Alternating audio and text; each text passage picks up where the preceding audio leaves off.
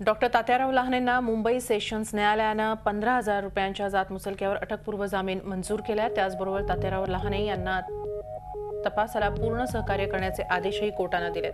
Doctor Tatyarao Lahane यांच्यावर जे हॉस्पिटलमधल्या एका सफाई कर्मचाऱ्याने अट्रॉसिटीचा गुन्हा दाखल केला होता।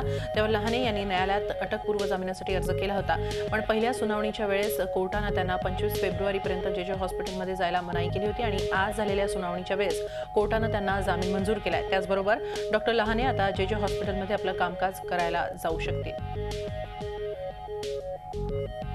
सेशन कोर्टाने तात्याराव लहानेंना अटकपूर्व जामीन मंजूर केलेला आहे।